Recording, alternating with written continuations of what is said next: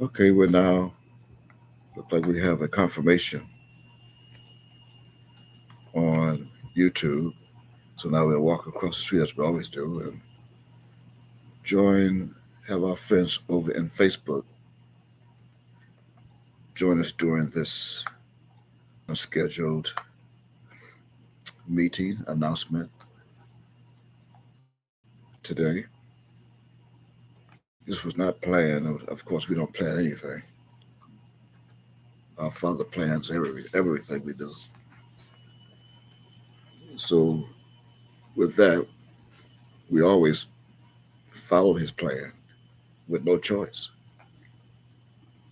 But as we do, we always greet one another and all of our people with shalom, shalom alaikum.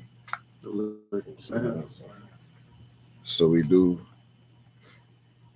greet our own people with shalom, shalom alaikum to all 12 tribes of the children of Israel, especially the fourth tribe that's known as Judah, in English, Yehuda, that are sojourning here in the United States of this land that's called America, North America, as well as the third tribe, it's known as Lavi or Levi in the Bible. It's also known today as Haitians, the majority over in Haiti and Hispaniola and Haiti and the Caribbean, Port-au-Prince, Haiti, of which a few have not joined Judah in this country, and they are spread out across the land of the United States. And we also say shalom to the other 10 tribes over in the Middle East today. Some are abroad and even spread out across this planet. They are also all over the world, the other 10 tribes. The majority, however, is still over in the Middle East. We made that known a little. We made that known during our last telecommunication testimony that we presented here on both Facebook and YouTube, as well as our conference line that was not, for some reason, able to keep up with our live stream recording. We're not going to question that. But we made it clear during our testimony of 7 chapters. Actually, 7 chapters, 7 days, with a total of 39 book chapters. 7 parts of chapters of 39 total chapters that we presented to this world. And we're hoping and praying that those who saw it are still watching and going over what was recorded with their notes confirmed. In the meantime, we're going to continue on with our testimonies. Of course, this is not a testimony. This is a public announcement worldwide for everyone by way of www. The internet, live stream, television that we provided for this planet to create, that we left on one of our spacecrafts back in 1947. The technology that we left for mankind to copy and to create what's called today the internet, the computer, which includes laptops, cell phones, iPhones, iPads, etc. Every communication device that is known today, especially televisions, whether it be a solid state or even a flat screen today. Some still have picture tubes. We gave mankind that technology to create these instruments of communication, both audio and visual, so that we can continue to fulfill prophecy to end this world. These are the last days. And these are the days that was promised to end this world, when the world would end. And because of that promise that my Father is keeping, my Father is known, as I introduce him first, to those who may not know. My Father is known by an appellation in English that's known as God, G-O-D, God. And some even refer to him as the mighty God, as some even say God Almighty. But whatever the mighty is, God Almighty or the mighty God or just God or Lord, he is the God of the Hebrews, and that is my Father. Aleph Beth in Hebrew. Speaking of Aleph Beth in Hebrew, those who know and who study, we're asking you at this time to grab your study tools. Of course, the most important one would be the King James Version Holy Bible, where we are found and print some of our history and our appearance in our existence is found printed in that Bible, the King James Version, even the 1611 Authorized Edition. We're also encouraging you to, if you have one, a Strong's Exhaustive Concordance that supposedly has every word that was printed in that version of the Bible and the original meanings, whether it be Hebrew and Greek or Greek and or Greek. The Strong Concordance will give you the alleged meanings of those original Hebrew and Greek words the way they are being read today in the English idiom that we're going to use in a few moments. So if you have an concordance, whether it be the Hebrew lexicon or Greek lexicon, and grab that, as well as a dictionary. We're going to probably share a word or two with you that you may want to look up and get its true meaning or its original meaning, even if it's the etymology. The etymology. And most importantly, we're going to ask you to grab something to write with, a notepad. We're going to have a brief writing exercise during this announcement. We're going to ask you to write something, so do that. Grab a ink pen, pencil, and something to write on a tablet or the back of a junk envelope, junk mail envelope. Now, we introduced my Father. He's known as God, the God that created the heavens and the earth that you know as you know it. He created this galaxy, the universe, and all the planets that are in it, the stars that are seen by your eyes or telescope. He made what you could only see in the heavens at night as a light or lights. He's the architect of the universe. He was known on this planet before he ascended on Monday, May 7, 2007, as the mighty God. He came in one of the vessels that he created as a terrestrial body, and he played the role of what you thought was an ordinary man that came out of a gateway. Celestial is known as a terrestrial womb of a woman, a pearl. They named him Hulan Mitchell after his father. Of course, they thought that was his father, but that was just a human male terrestrial figure that he used that he called Daddy, who took on the slave surname as Mitchell. So, of course, with the knowledge that they had in their minds that were dead spiritually, they named him as a junior after the father. That's the English tradition. The English tradition, when his son is named after his father, first and last name, then they are titled after the surname as a junior. However, in the Hebrew tradition, they are known as Beth, if it's a man child, Beth, which means the son, Beth Nun Sophie, the son of, or Bath Nun Sophie, the daughter of the particular Ab, or Ba. There is no Abba in Hebrew. Mm-hmm. Father in Hebrew is Ab, Aleph Beth, and that's in your strong concordance on the reference H1. Ab. There is no Abba. When those who are my people are still hard-headed, they're going to continue to be hard-headed until their deaths, which is the second death. You are still calling your daddy Abba.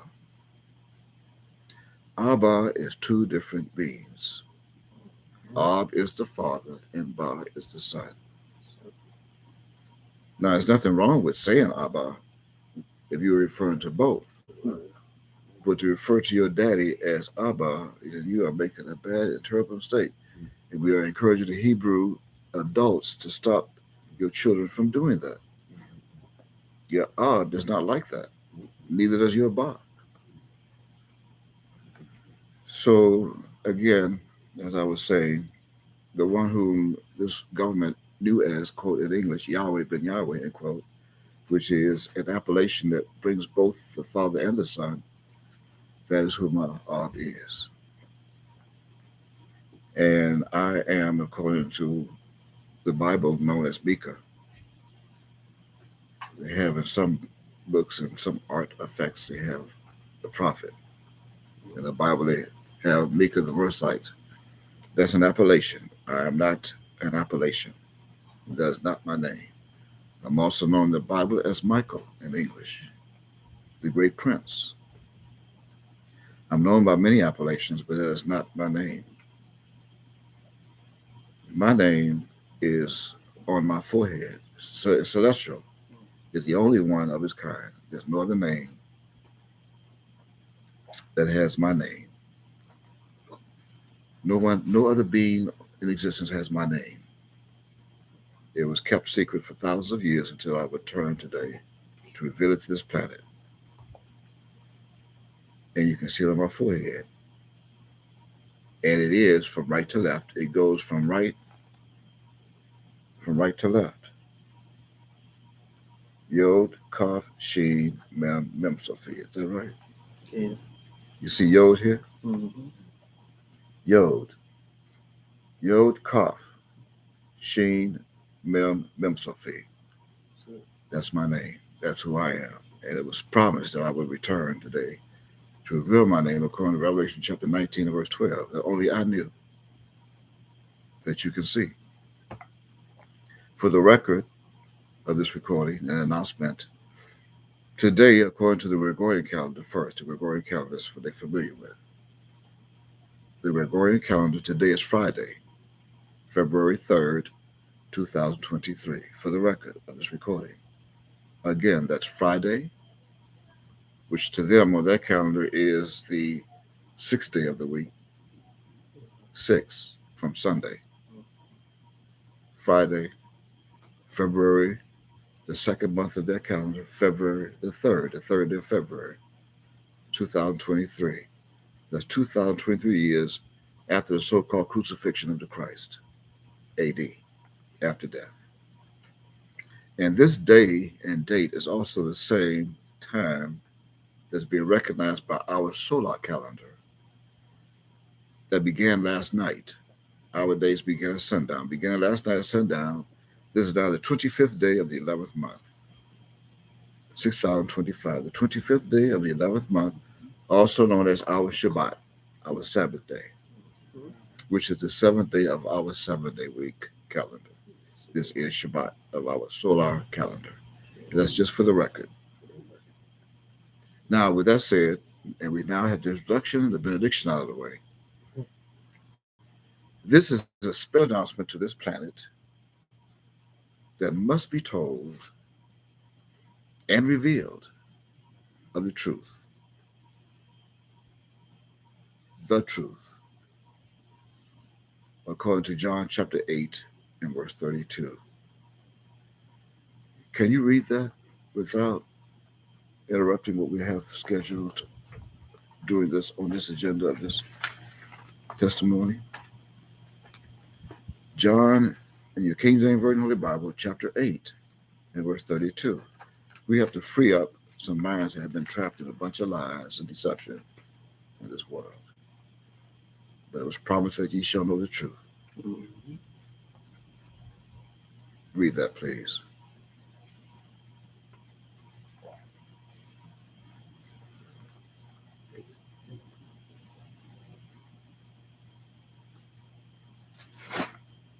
John chapter 8, verse 32, Mm-hmm. quote, "And ye shall know the truth, and the truth shall make you free," end quote. Okay, now we have got that out of the way. If you believe in the Bible, then believe that, because that is true. It's true. In order for that to be prophetically printed in the Bible, should be red print in some Bibles, red ink. Yes. That must mean there's going to be a whole bunch of lies being told in the last days Mm. that would deceive the whole world, if it was possible, even the very elect. Mm. But that's not possible. So this announcement is just special, unscheduled today. It's designed as going to be formatted with total truth, with the truth. But before we do tell that truth, with proof, we're going to play that recording of my father, his voice, his own voice, known to some as Yod Wafe of the English appellation. In Hebrew, it's three Hebrew characters, one position twice. The Hey, that brings on the appellation Yod Wafe. That means the door, the way, the truth, and the life. Okay. The door, the way, the truth that will make you free.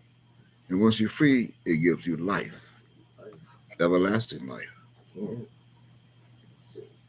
So we're going to play that recording. And some of our people only know that voice is Yahweh ben Yahweh. Even on your level, it's his voice. Mm-hmm. We're going to play that recording once again for a reason.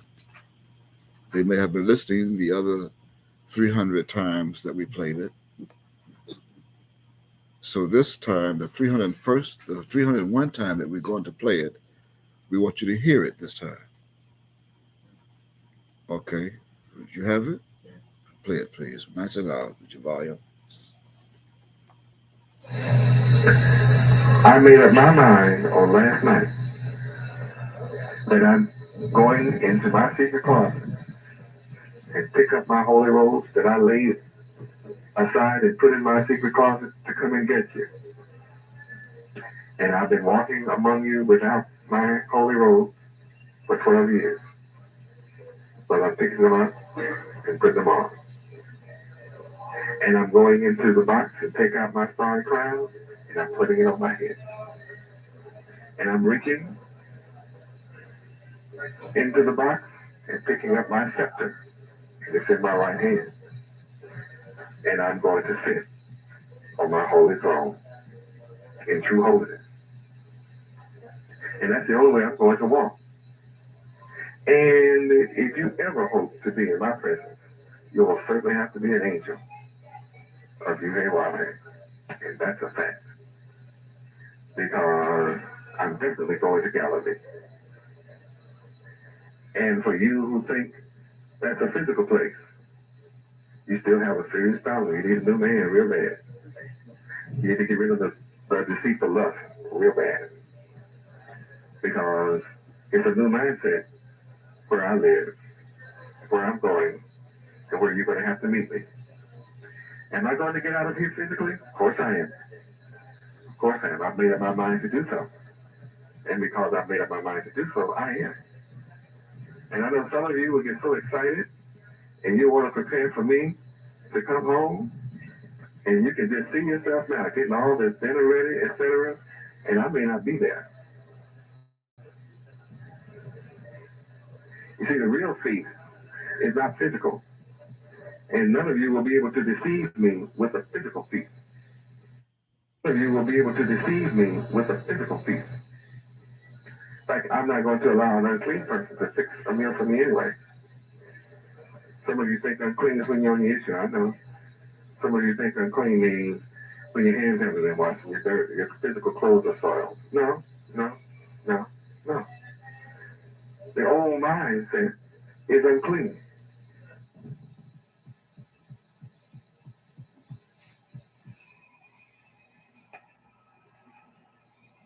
I certainly would not allow him to walk beside me. That's for sure. So what makes you think things are going to be the same when I come out? I'm just not the same man that was arrested November 7th, 1990. I've been here now 14 months, and I'm totally different. I've been transformed, and I have transcended, and I have transfigured right here. And those of you that's been coming out here to see my body, my dead body, yes, I've been slain for you. I've already been slain for you. I have suffered for you, and I'm tired of hanging on the cross for you. I've done it. I have fulfilled the word in doing it. And if you think you're just going to come out here and watch my body in this tomb forever, you're sadly mistaken. Terribly mistaken. So I'm coming off the cross, that's a fact. I've just come down. I came down last night. I'm off. I'm already off. And it's only a matter of whatever time decreed that I'm physically leaving here. I can guarantee it's not long. That doesn't mean you'll see me. It certainly doesn't mean that you will see me. If you have some oil in your lamp, you'll be able to see me. If you decide that you want to be holy, you will see me. Because I am not going to allow unholy people to be around me anymore. I am only interested in those who will reflect my light. Because I am self-luminous. And when you master the knowledge of your name, then you too will become self-luminous. But if you don't have the knowledge of your name, you will never be self-luminous. You have walked in my light for 12 long, hard, suffering years on my part. And I have suffered your soiled hands and your sore mentality. And I'm not coming back to it. Ever. That's over and done. And it's finished. And you can read Matthew chapter 5, verse 8. Blessed are the pure in heart, for they shall see Yahweh. In verse 16, let your light so shine before men, that they may see your good works and glorify your Father Yahweh, which is in heaven. So you can't do this without the knowledge of your name and live it. You can't walk in my light anymore. It's over. See, all of you been wearing white because I wore it. Look at how. Praise y'all. Praise Job. I wonder if they heard it that time. I'm sure you have.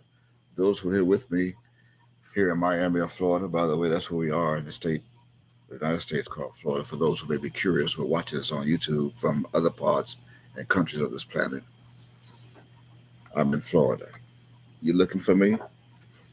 I'm in a state of the United States, North America. It's called Florida. And the largest city in the south of that state is known as Miami. Just as prophetically promised that I would come and return in that city, this city. But in that recording, if you were hearing and not listening,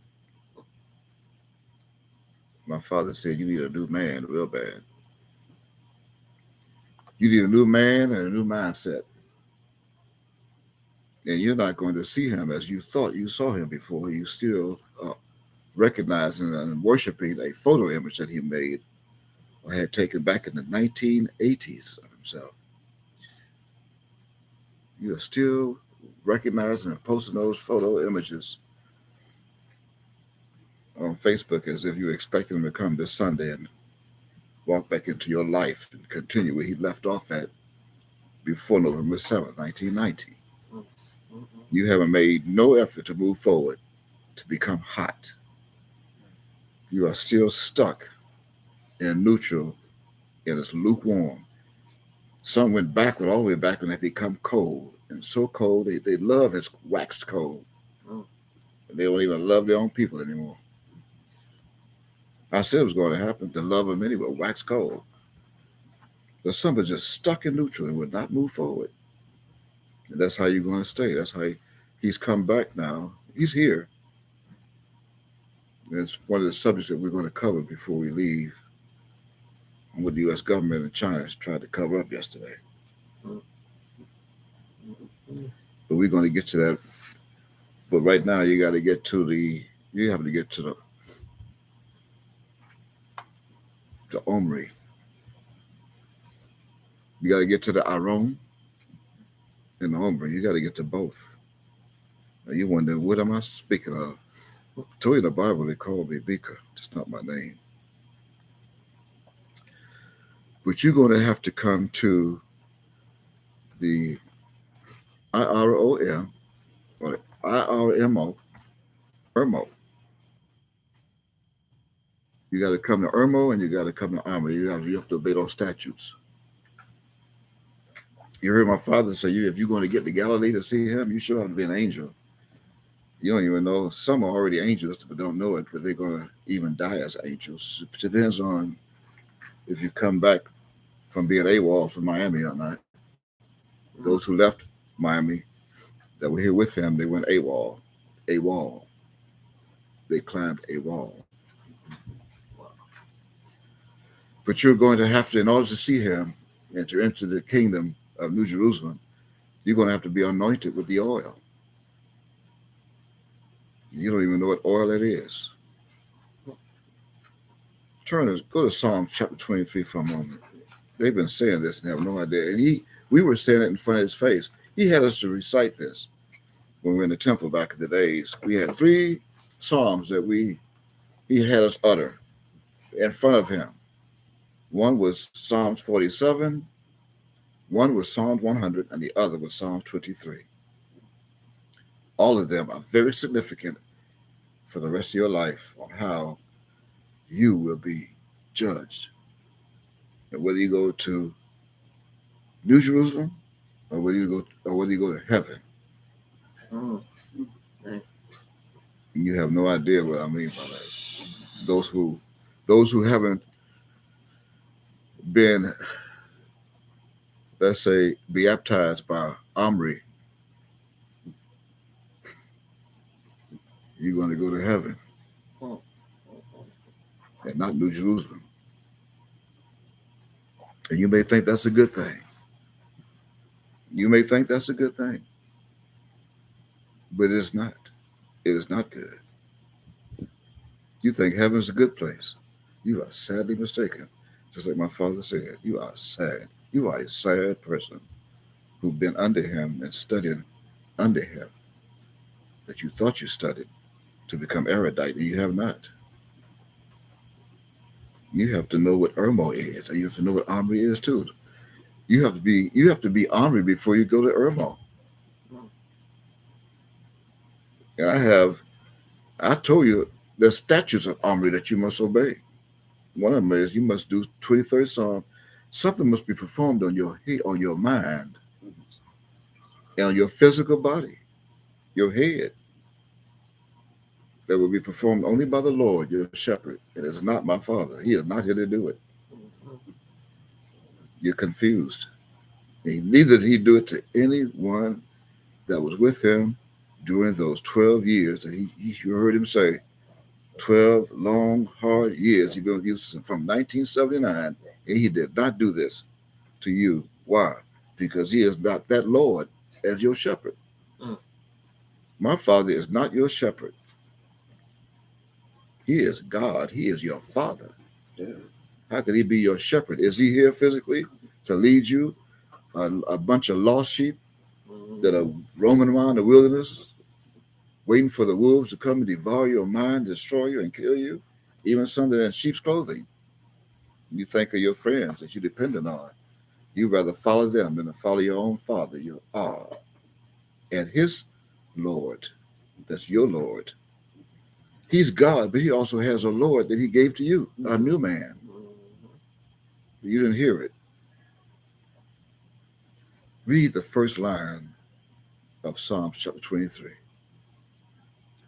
Psalms 23, 1, quote, "The Lord is my shepherd, I shall not want." And you have no idea what that means.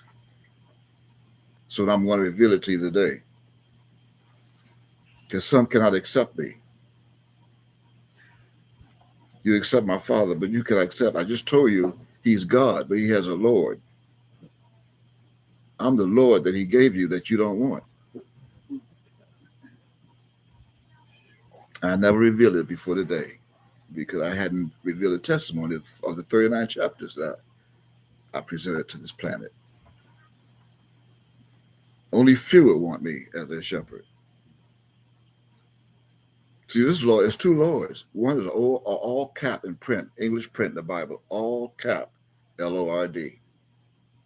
This one in the Bible, you should have a capital L and lowercase ord.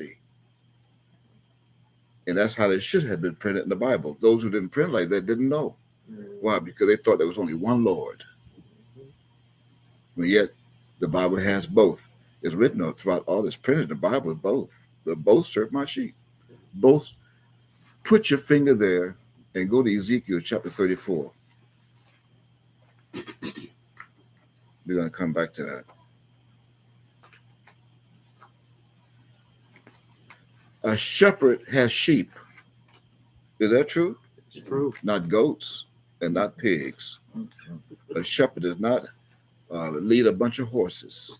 They call them horsemen or cowboys.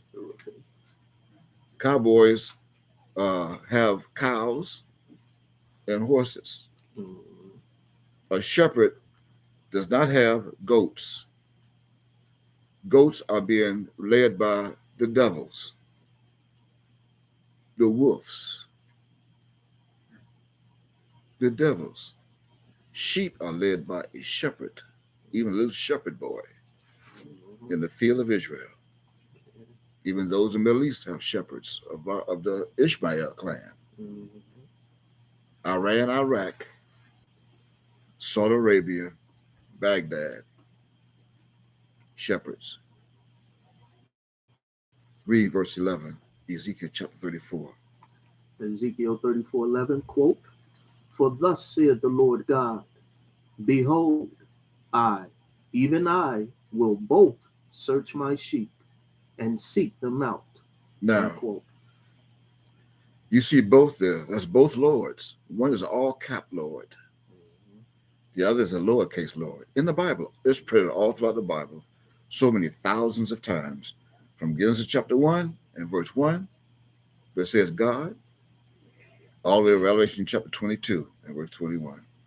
You'll find Lord and God thousands of times in the Bible. You didn't know which one was who, but that's both. He came first. He just told you for 12 hard, long years. But he said so back in 1992, February. Then he said, you need a new man, real bad. That's the next shepherd, the next sheep, the next shepherd of the sheep, the Lord, the next Lord. And then I told it to Dowd. I became Dowd too. And all of a sudden, you have in Psalm chapter 23 and verse 1, the Lord is your shepherd. The only one they wanted was the one who they don't have now. That's who they want. But he's not here in the flesh, in a vessel. I mean, he's here. He's not bound to a vessel. He's here in his own body that he told you in the recording. He went right back in the secret closet and put right back on his own flesh, his own celestial body, and that with his soul. And he has in his right hand, the scepter, sitting on his throne. And you're looking for that body that he cremated. The vessel he used, he cremated, it was full of cancer. What is he going to do with that? The devils fed him the wrong foods, even gave him the wrong drinks, even while he was incarcerated. That caused it to spread. That was their way of silently killing him. That they thought they did, the body. Can't kill God. So he put back on his holy, what you thought he meant by holy robe? His holy vessel. That's not terrestrial. He hovered above this planet again yesterday with, I'm going to get to that. He's hovered above this planet now. Hoovering what they call the mothership. But we're going to get to that in a moment. I'm going to jump ahead of the agenda. The subject now is the Lord is your shepherd that you don't want. Now you got the mystery of that. All the time that this was being read in English from the 14th century in English. The Lord is my shepherd. I shall not want. And that's true. They don't want me.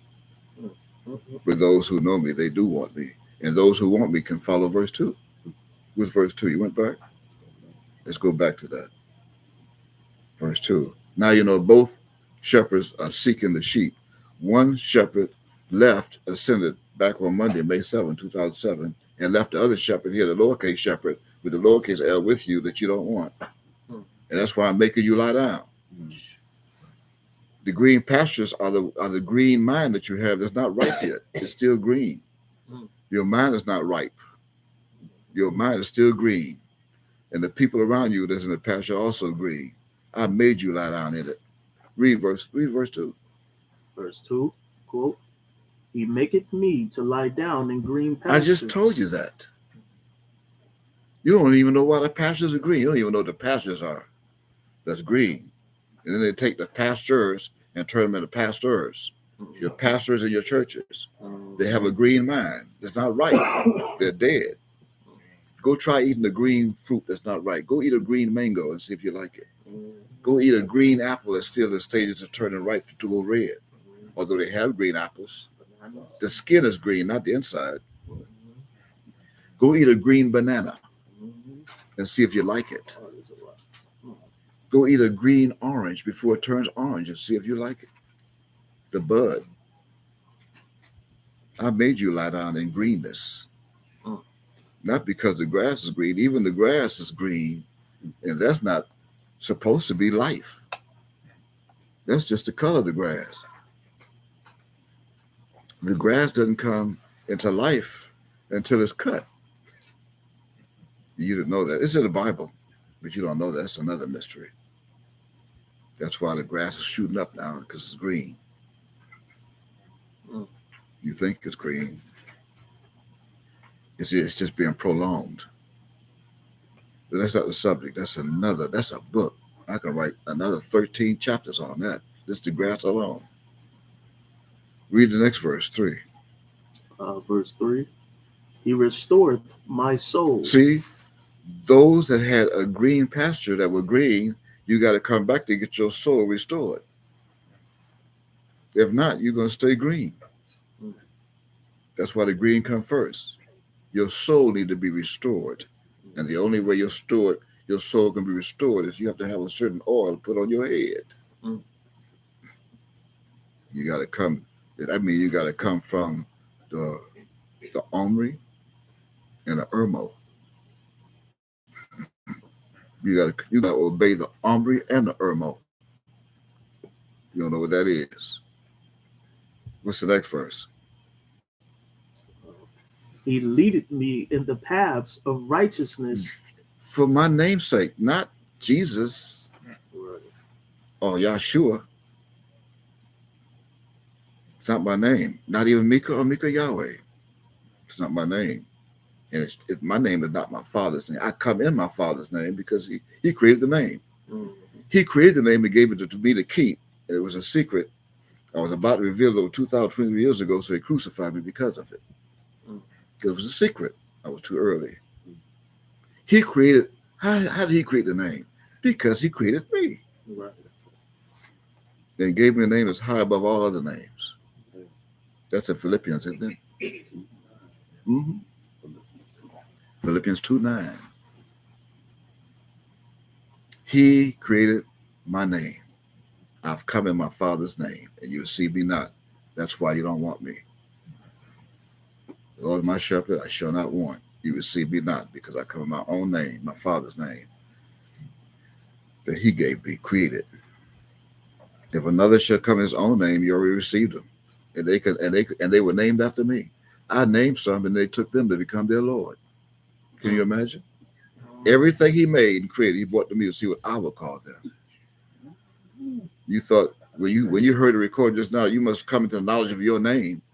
You got to study Y-O-U-R and N-A-M-E, not your name, but your name. That's what you got to come to the knowledge of. And I gave you your name. And you have become a shepherd of those who want you. They come in my name. They came in my name, not my Father's name. They came in my name. I come in my Father's name, and they came to you in my name. Even the pastors that are called on the name of another God.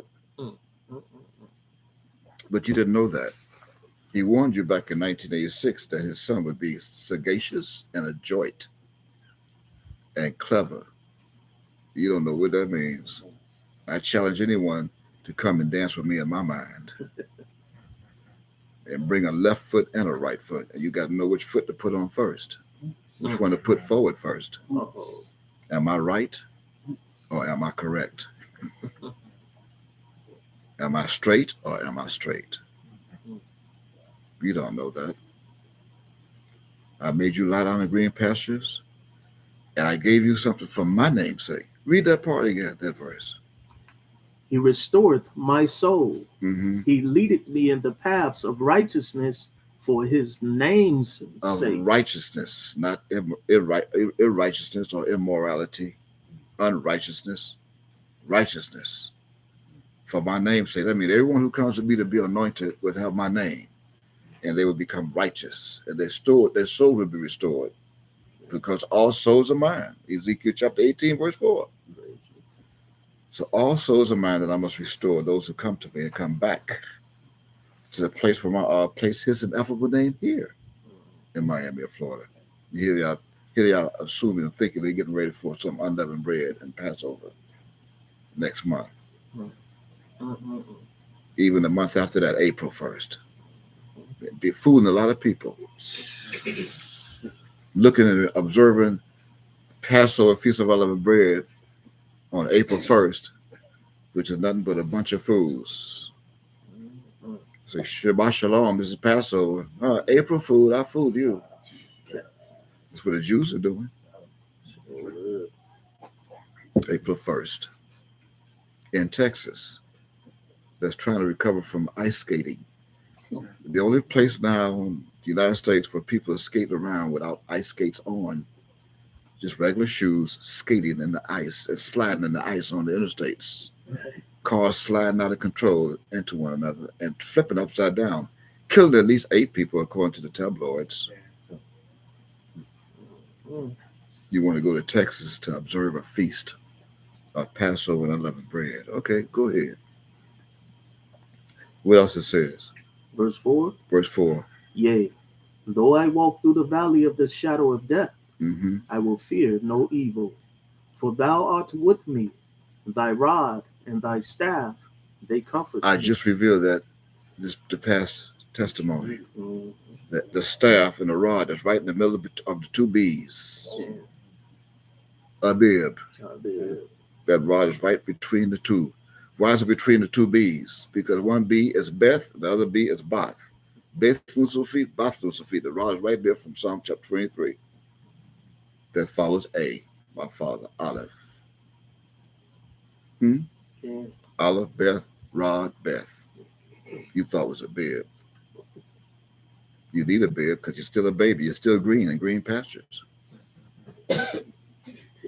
What else it says? Verse 5. Verse 5. Thou preparest a table before me in the presence of mine enemies. You don't even know what that table is. See, these are the last days, and now I'm revealing everything that you saw for the past 10 years, me sitting in this house. And here I am again at that same table that's in the Bible right here, right now in front of you. It's called the round table. It's the table I prepared before you, right in the presence of my enemies. How to prepare your enemies? Because your enemies are watching it. I prepared the table right here in the presence of your enemies because they're watching on YouTube, Facebook, and now on a conference line, and they see me, and you don't even know what the table is, and I prepared it. Even before we come live, I'm preparing what is being said at this table. This is the table. They didn't even say what shape it is. Okay, it's round. You want to know the table? Right here, round. This is the table. Right in the presence of your enemies that you thought were your friends. Even some that you befriend on Facebook and said, I confirm. I want to be your friend. And they're your very enemies. Now you got that mystery. And what else? Thou anointest my head with oil. You don't even know what that is. See, it's anoint your head with oil. That oil is under the power of Mem. We're going to get to that in a moment. This is the oil that you must be anointed with.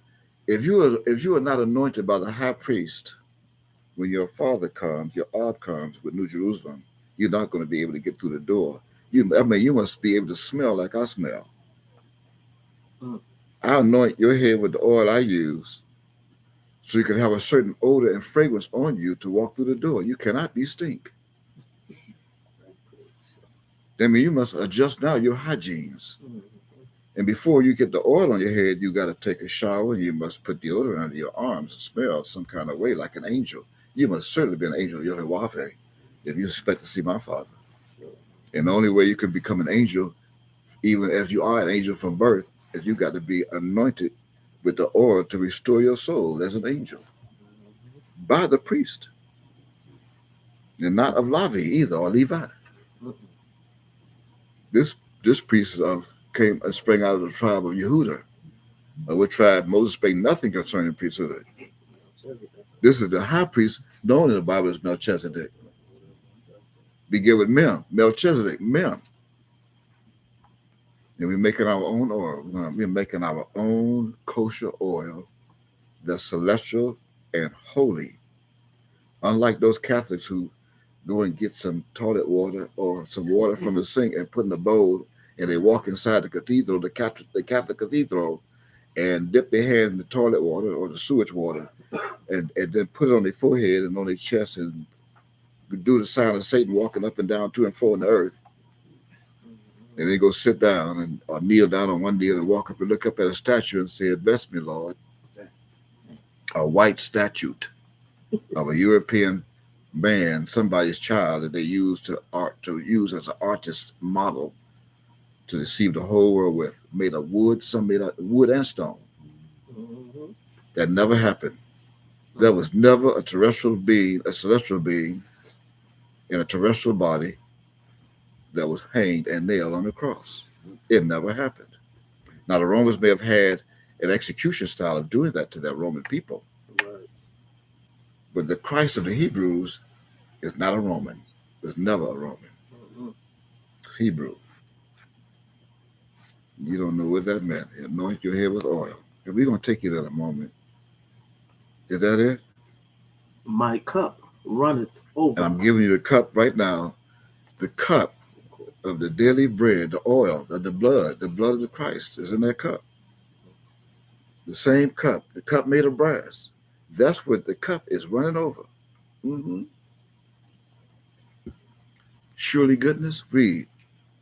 Surely goodness, verse 6, and mercy shall follow me all the days of my life, Mm-hmm. and I will dwell in the house of the Lord forever. The only way you can do that is to be anointed with your head. And not the head, your forehead.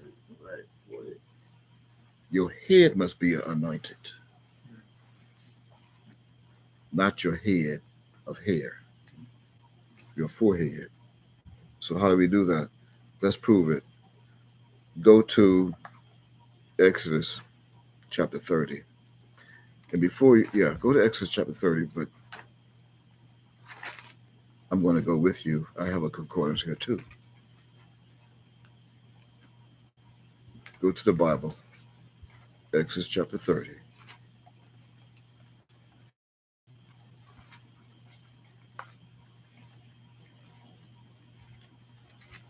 Right? Because you had to pay a ransom for your soul as well to get it anointed. In order for it to be restored, your soul had to be again another body, which is the same body. Your soul, this is not the first time you've been here. Your soul would have had to have been preserved by a ransom that was hidden in Revelation chapter 6 and verse 6, for that you paid a penny, known as a gerah, half a shekel. You have Exodus chapter 30.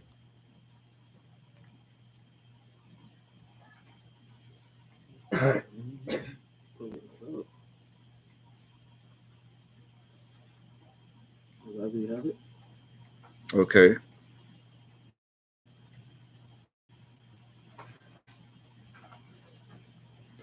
Start at verse 22. That this is what my that spake to Moses back in the day, Moshe. See that in your Bible, you have all caps. Lord, all caps. Okay. All right. Read verse 22. Exodus 30:22, quote, moreover, the Lord spake unto Moses, saying, Read on. verse 23, Take thou also unto thee principal spices. These spices are going to be found inside of the oil of pure myrrh. Mhm. What? Of pure myrrh 500 shekels, Mm-hmm. and of sweet cinnamon half so much, even 250 shekels. That's all measured. As in Revelation chapter 21, it's all measured. And of sweet calamus. all that's going to be inside of this oil. Mm-hmm. 250 shekels. Okay, now hold it before you go any further. Because you stopped at what verse? Verse 23. Okay, now I just mentioned before you started reading that in order for this to happen, then in order for Psalm chapter 23 to be fulfilled of restoring your soul, you had no idea what that meant by restoreth my soul. Do you? Maybe you still know. You don't know. Just like you didn't know what table it was. Right. Now you know it's a round table. Mm. And just like you didn't know why you didn't want the Lord. Because they want my Father the Lord, not me. Mm. I also mentioned that this is not the first time that you've been here. Your soul was here before. Mm-hmm. Why else would your soul need to be restored? It hadn't been here before. That means your soul was here before, then it went away in another vessel, and died. But your soul was preserved. Mm-hmm. So that why? So you be here back with me again today in order for me to restore your soul with the oil that I anoint your head with of Psalm 23. That means you must have paid a ransom for your soul that I hid in the penny of wheat. The penny in Revelation chapter 6 and verse 6. Put a marker here and go to Revelation chapter 6 and verse 6. Read verse 6.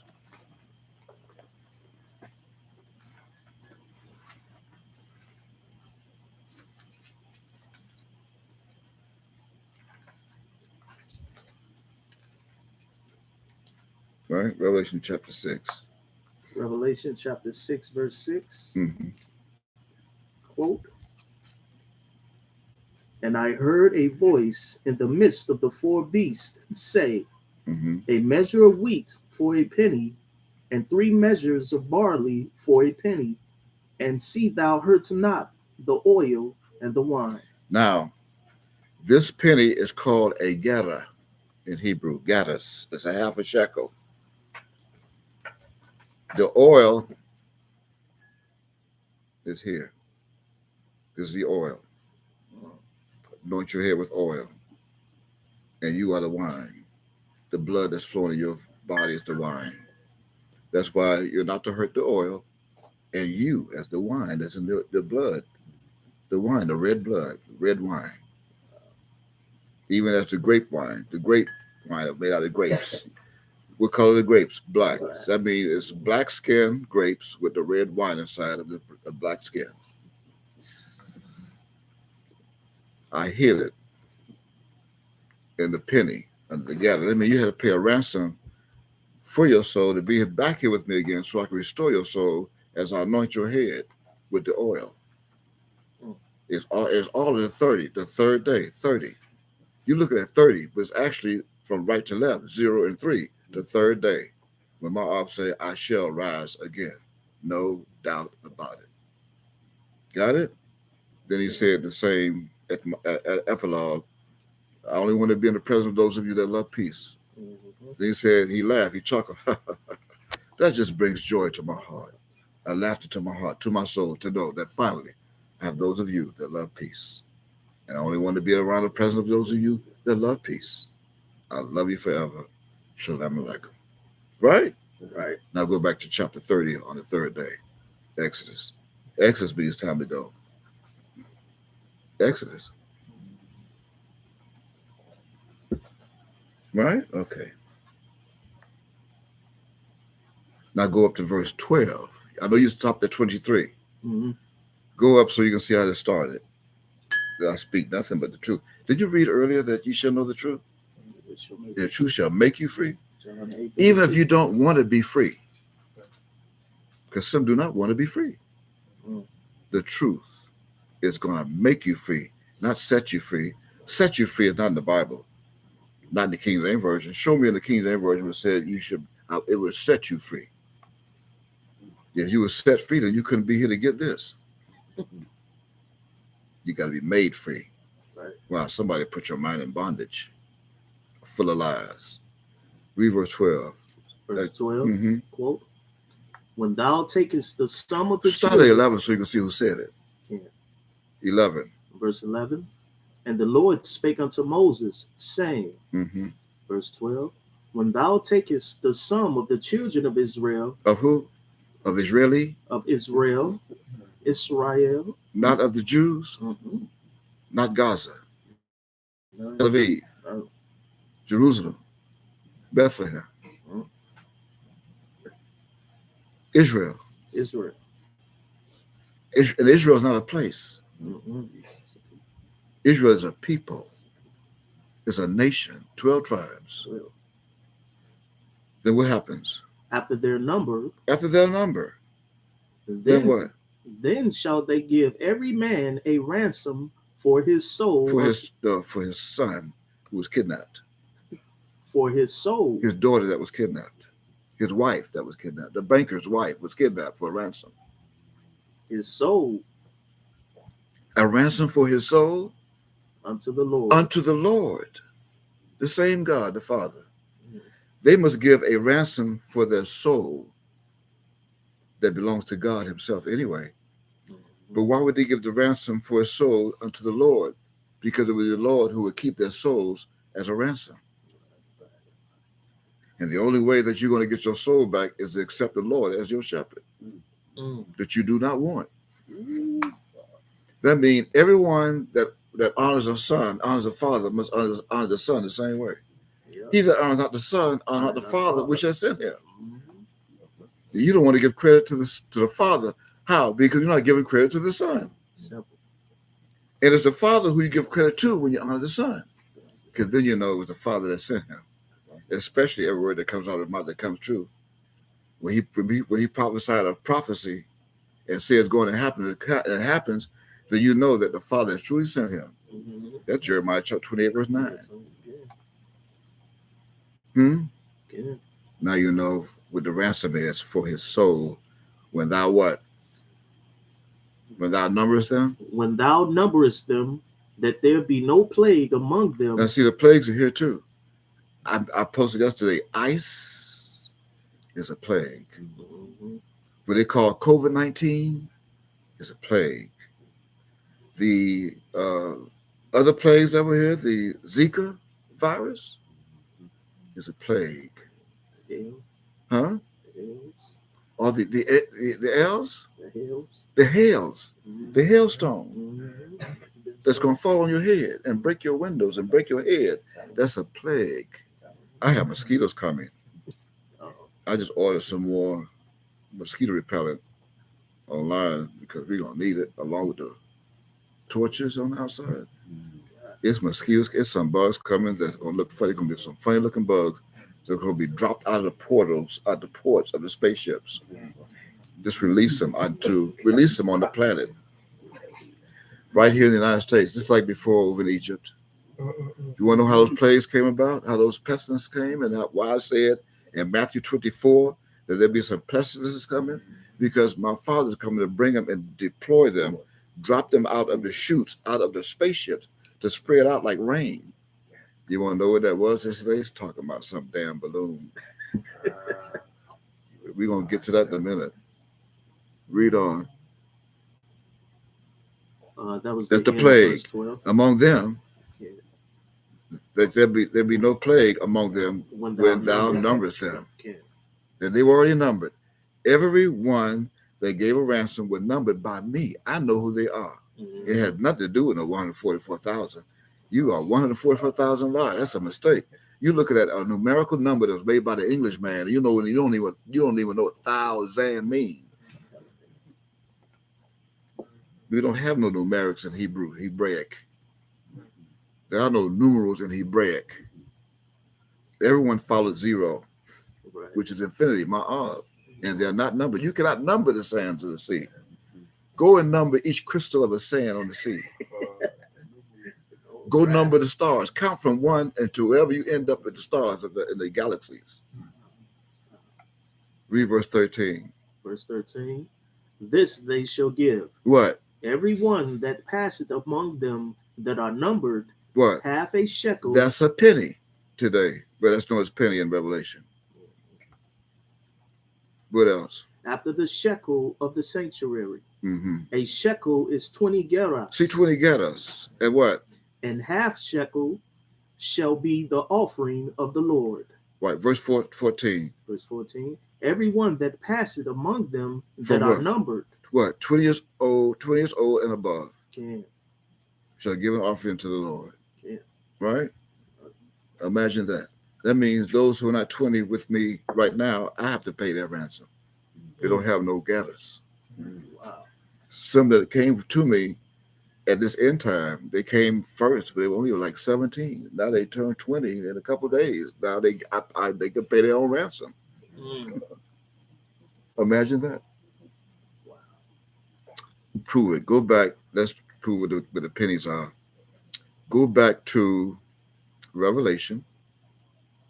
In fact, go to concordance. Go to concordance, right? You type, oh wait, did you go type in ransom? Yeah, go to concordance and ransom.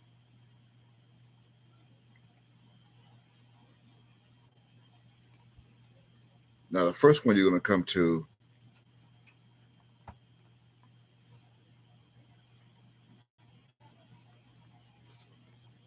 in your concordance will be 6306. See if you have the same thing. You'll be on one accord. Can. Exodus 21:30. Okay.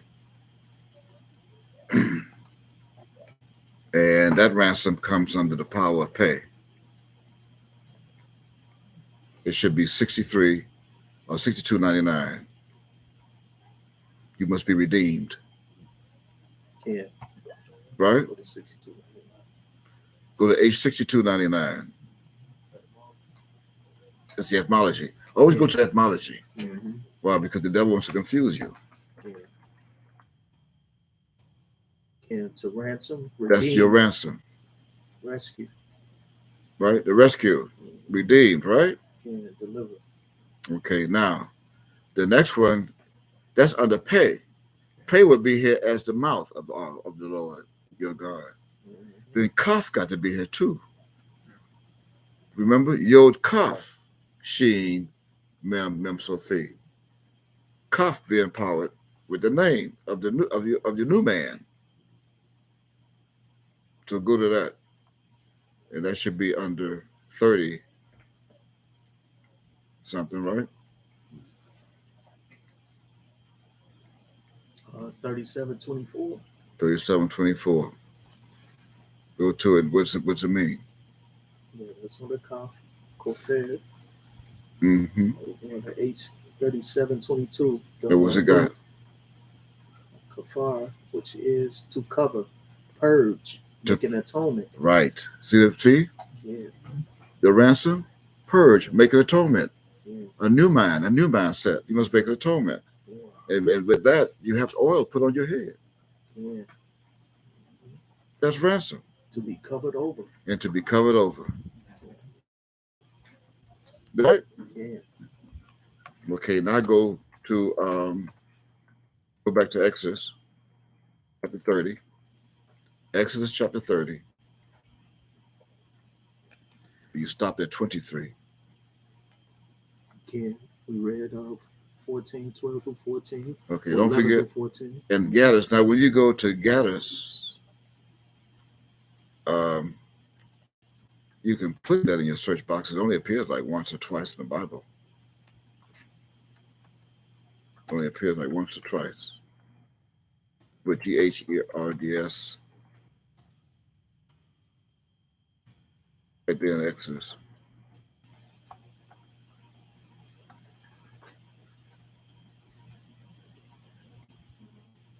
GRAHS.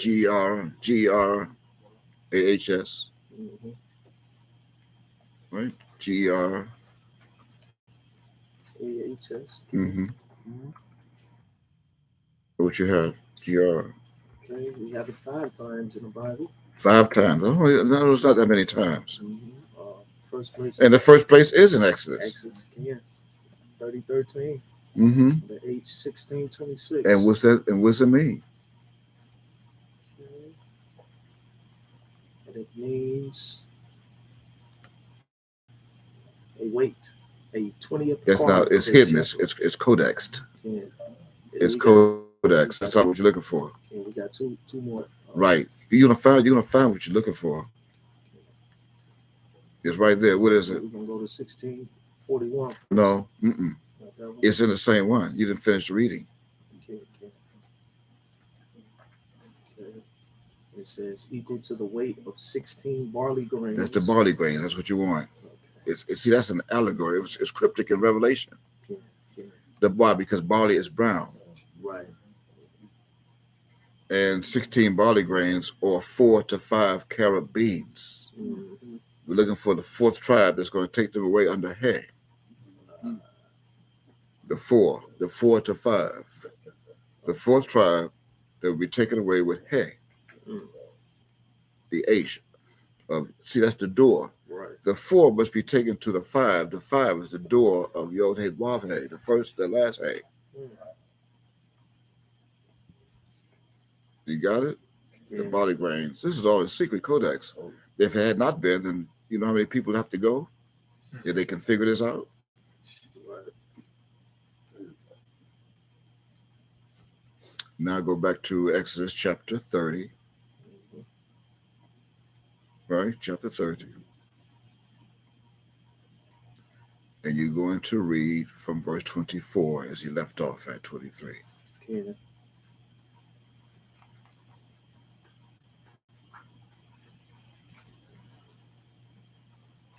Verse 24, quote, 24. and of Cassia 500 shekels after the shekel of the Now, you see, we sanctuary. had to get the shekels. Right? What's the shekels? You're looking at the word. Don't be focused on the word. See, the shekel comes from sheen, Right. from shin. Mm. Right? Yeah. It has nothing to do with the weight. It has something to do with the homophone. Why the homophone? Because I'm looking for all those who were in slavery that were shackled. Wow. That's what I'm looking for. Who paid the ransom for their souls that are here with me today, alive this day, that were brought over on ships in shackles around their ankles, and slavery and bondage. It's a homophone. But you already knew that. Especially those theologians throughout history. They thought they could take our scrolls and figure them out. Decipher them with help from 7 elders who didn't even know. They were even blinder than they were. Dead, spirit of deep sleep. Read verse 25. Verse 25, quote. Go ahead, finish 24 so you can see what the oil is. Okay. After the shekel of the sanctuary, and of oil, olive, and hin. And of oil, you have it twice. And oil, olive, and hin. Oil is in it twice. That olive you think is olive. It's not olive. It's olive. Right. Olive. The olive and hin. In verse 25. Verse 25. And thou shalt make it an oil of holy ointment. And that's exactly what we have. An oil of holy ointment that are made for those who are shackled of Judah, that paid a ransom for their soul, that must be restored with the oil on your head. Anoint your head with oil. Read on. An ointment compound after the art of the apothecary. What is the apothecary? You're reading to know what the apothecary is. The apothecary are those that were mixed in slavery with the white seed of the slave master. Because my people come to me as a speckled bird, all types of colors, because the seeds were mixed with the slave master, woman, and the man. So they come to me as the father was Hebrew or Judah and the mother's European, or the mother's European and the father is Hebrew. The woman's Hebrew, the father's European. The father's Hebrew, the mother's European. That's mixed. Go to it. Look at it. H7543. Raka. Raka. Right? And see what you get. To mix compound. To mix. I mean, I'm taking those of my people who had a ransom for their soul, and throughout time, some try to intervene and join on with them so they can go too. Right. But what they don't know is they are chosen out of them. Already chosen. Why? They paid a ransom for soul. See, those that were mixed, those that caused the mixture, they didn't pay a ransom for their soul. So they're not going. I'm not going to anoint them. I know who they are. I know who to anoint and who not to anoint with their head with my oil. Mm-hmm. We have to mix compound. That's exactly right. And no etymology. Right? The apothecary. See? That's the OP, A, the PO, with the, and I carry them. See, that's the opposite. The OPO, that's short for opposite. Who? The, who? Carry them. C-A-R-Y. Mm-hmm. Who's the opposite of Judah? The European. When they tried to mess things up, you can't mess up prophecy. Some trying to rewrite their own prophecy. Mm-hmm. It shall be an holy ointment, anointing, holy anointing oil. Yeah. I even have one that tried to mess up, that brought me the recipe of the oil. Right? She's Azah. Yes. She stayed strong. She strengthened. She stayed strong. And she stayed faithful. Came all the way from Germany. Where the men tried to germ her mind up. The men of germ, many germs. And out of all those many germs that over in Germany, I took her out as a clean one. She was purified, came clean right over here to me to have her head anointed with oil. And I anointed her head with oil yesterday and made her clean, and tears came pouring out of her eyes. They had no idea the mystery. I had her before, thousands of years ago. I told you I know who she is. That's why I named her. The first. Now go and continue reading. Verse 26. And thou shalt anoint the tabernacle of the congregation. I'm the tabernacle. That means all those who come to the tabernacle, I got to anoint. There what? The ark of the testimony. Okay. I'm also the ark of the testimony. And read on. Verse 27. And the table and all his vessels. See right here. See the table right here? And all the vessels on the table?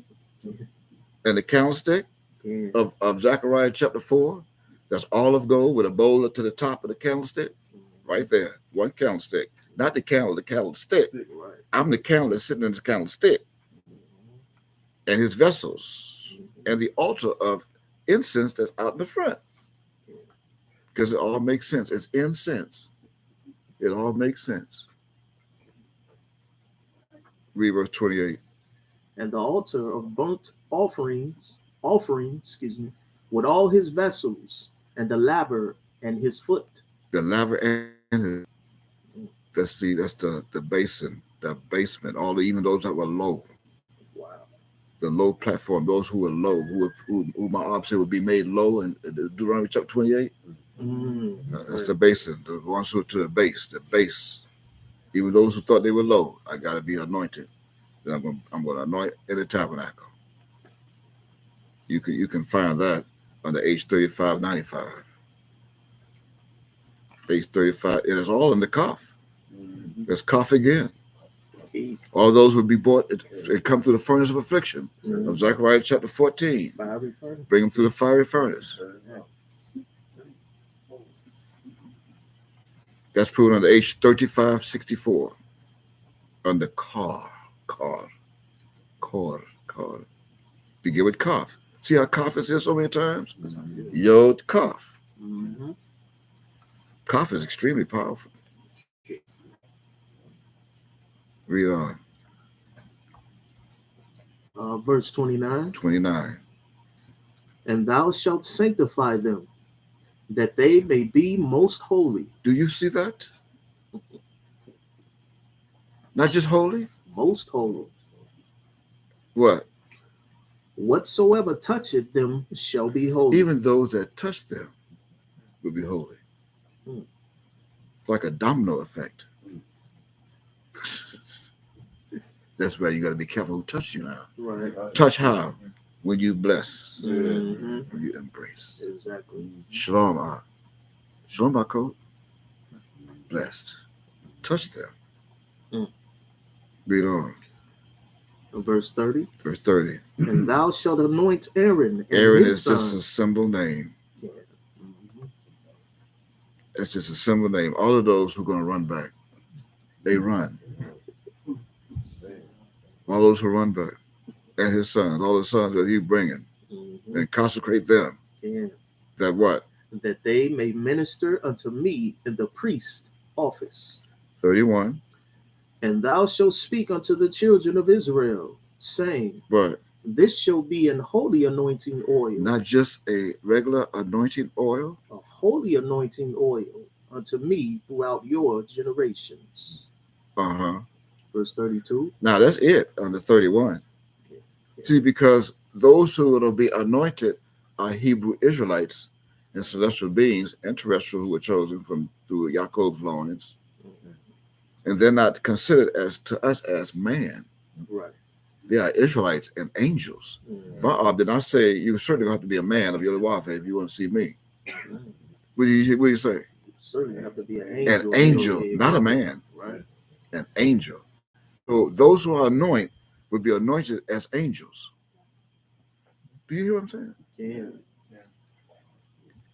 They would be anointed angels. Why? Because they would smell like me. Mhm. The archangel. You want to know why I'm called Shalomo, or the man of peace, the man peace. Known also as Solomon, Shalomo.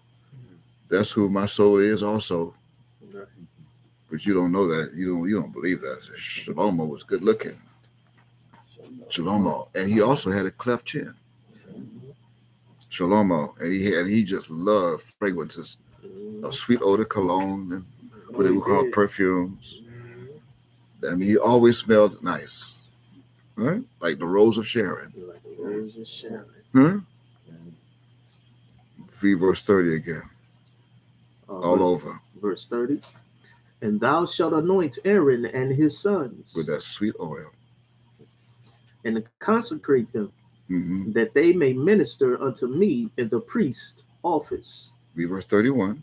31. And thou shalt speak unto the children of Israel, saying, this shall be an holy anointing oil unto me Good gracious. throughout your generations. Now read the consequences of those who are not chosen. And what happened to those who try and give those who are not chosen some of this oil. Mm. They get a bottle, although they're not authorized to anoint them. Only the Lord can do it. Where they give a bottle and say, hey, I love you. Put some of this on. I want you to go with us. Dang. Yeah, put some of this on. You got to put some of this on. Put on your forehead. Put it on. See how it smells good. Yeah, you're going to smell like him. You're going to smell like our Lord. Put some on. Yeah? And then when the angel, you go up by the angel smell you. Oh, okay, you come in. Yeah. You smell like the Lord. It's going to come in. Right? Read what's going to happen to him in verse 32. Verse 32. Upon man's flesh shall it not be poured. Excuse me? Upon man's flesh shall it not be poured. And what else? Neither shall ye make any other like it. What? Even only one has authorized to make that oil? And who you authorized to help him make that oil? Right. After what? After the composition of it. Really? Why? It is holy. That's why. And what? And it shall be holy unto you. Right. Exactly. What's the consequences? Read the last verse of the 33. That's the third book of the Bible, Micah. Verse Right? 33. Uh-huh.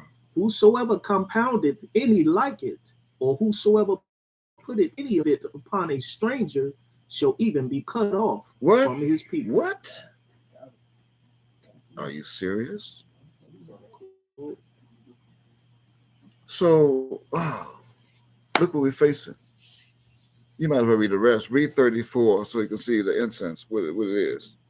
And the Lord said unto Moses, How we make it. This is in the Bible. We can't stop this, but you don't know the secret. You can read it, but you don't know the secret. You're not here with me to know the secrets. So read the spices.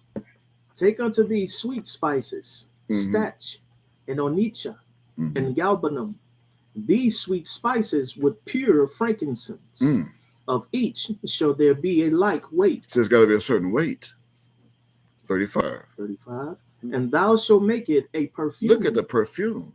Oh, they didn't even know perfume was in the Bible. They thought they could only get perfume from Ross or Walmart, online, eBay, the perfume factory. Here it is in the Bible. A confection after the art of the apothecary. So you got to carry that too. Even tempered together, pure and holy. Wow. And what? 36. 36.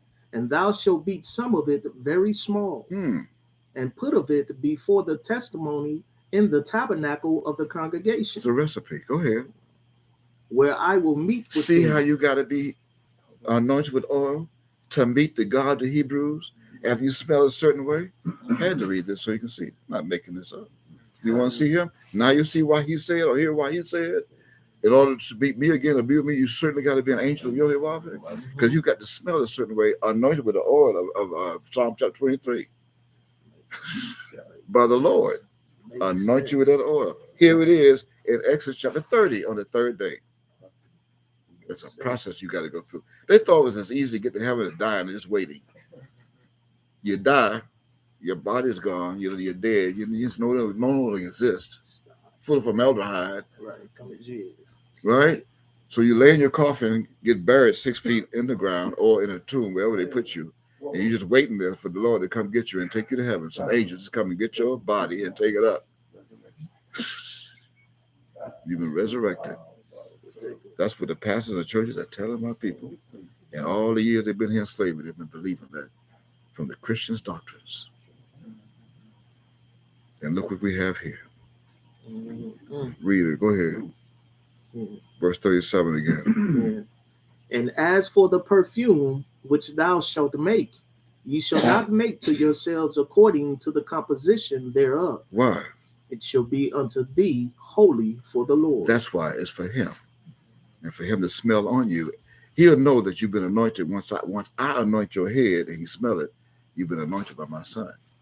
Come on, come here. Come here. Come enter into the kingdom. New Jerusalem. Read verse 38. Here's the consequences. Check it out. 38. Whosoever shall make like unto that, to smell thereto. You want to try and duplicate this? I got the recipe now. I know what it smells like. I ain't got to go through Mika. Now that he revealed a secret on live stream one day. See, he revealed a secret now on live stream. I know how we're going to get back to Yahweh ben Yahweh now. We have an elder here. We have an elder right here who can put on what he had on too. I like a nice little gown he had on. All right. So now let's go give it to sister so-and-so, our queen, or brother so-and-so, our king, our shepherd. And let's let them anoint the head. Take my head and anoint my head. Because Yahweh ben Yahweh, you heard him. He played the recording. He played the recording. You heard what Yahweh ben Yahweh said. We can't get to him unless we are certainly an angel. So here, anoint it here. Put it on right here. Read what's going to happen to them. Read verse 38 all over again so they can see what's going to happen. Whosoever shall make like unto that, to smell thereto, shall even be cut off from his people. Period. Okay, read verse 39. Excuse me? They were you got to read verse 39 because they say they can do it. So let's see what happens when they do it and get away with it. Read verse 39.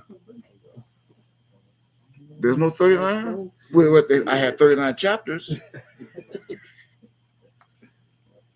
Anyway, this oil got to be a certain oil. It can't be the oil that you think it is. Go to your search box in the Strong Concordance. And let's see what oil is and how you put this oil in. Because see, something they can get this oil and put the oil on the way they want to put it on. But there's a certain process you have to go through once you get this oil put on your forehead, right? We demonstrated that yesterday. Those who are here with me, you had that demonstrated. Is that correct? Absolutely. Okay. So go to Strong Corner and type in oil. And you're going to come to the most infamous one, is H8081. Right? Okay, what's that say? It's a Hebrew word. Shemen. Shemen. And it's fat. What? Oh. Go to the root. Mm-hmm. H8080. Okay. Which is and what that say? Or become fat. So they're gonna use fat oil. They're gonna use oil that's made out of fat, and they're gonna try and make that type of ointment oil made out of pig fat. Mm. And then the angel of my heart won't smell that pork, in that fat, in that oil. And then an angel going to take them as they're smiling. They think they made it in, so they're gonna be smiling. I didn't con God. No, I have some artificial oil on my forehead, and it smells just like what Mika made. So you go through the door, and I made it. Oh, look how beautiful it is in here. Wow. I mean, look at all of this.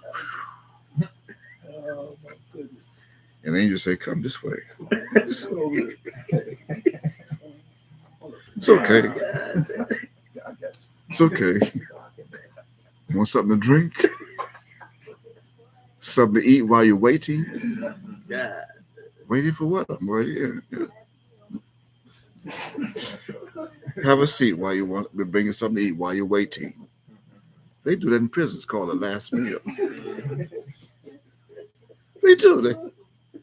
On death row, you want something to eat, your favorite steak, whatever you like to eat. And see, that would be the angel dressed in purple. Have a seat. Bring you something kosher. Would you like? Would you like some unleavened bread?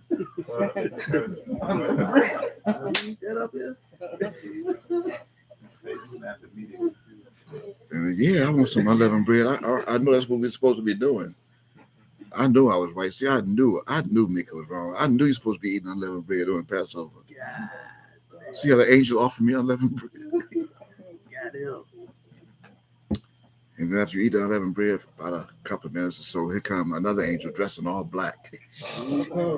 Two of them. Huh? Dressed in all black. And you wonder, you say, well, we must be going, now we're going to the other part of heaven.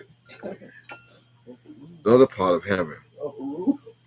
And then they say, well, we got to bring you into the light. We got to bring you to the light, right? So the angel pulls out what it looks like a baton, and it's black. And he mashes a button, and boop, a blue light comes out. It's called a laser beam.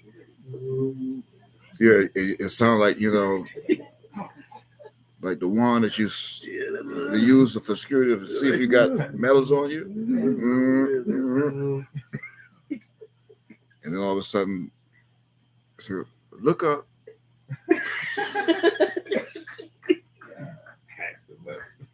Look up. And next thing you know, here comes the light.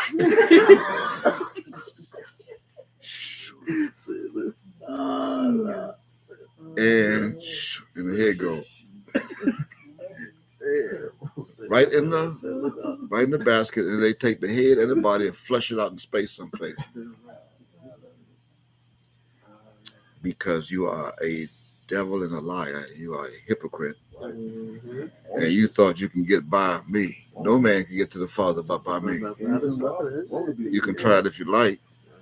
That's under the 808C31. Isn't it something like that? Go back to it. Because that's being empowered by what? Sheen or Taub? That's what the oil is empowered by Sheen. By Sheen. That's one place. Yeah. Oil. How many times does it say it was printed in this Bible? 202. Okay. Because we're more concerned with the Old Testament anyway. Yeah, 202 times. Okay. That's one of 202 times. On the H what? 80, 81. 80, 81. Now go to H 3323. 3323. Go to that. That's oil. See if you find that one. Go to 2 Chronicles 32, 38. That's under Yod. That's empowered under Yasha. Yashar. So that's the fresh oil. Shining oil. Shining fresh. So that way they can buy it at Walmart. Almost like a motor oil. Motivate them. So they get motivated. We see it, H3323. To press oil. Is that something like that? Oil that glistens. Right, shining. Glistens, pure shining, oil. pure oil. Yeah. So they're going to get that. That's the type of oil that they use in the churches when they be baptizing. They're the babies. They call it christen. Olive oil. Yeah, it's producing light. That's what it, shining. But the oil that you need is going to come from this name. That way you'll know I did it. Because when you come back, I'm not going to say it here. But when you find this oil, this oil, got to be made by men. Right? Right. And that's those who paid a ransom for their souls. It's also called money. Now go to Ezra, look at Ezra chapter 3. See 3, the third day, 3:7.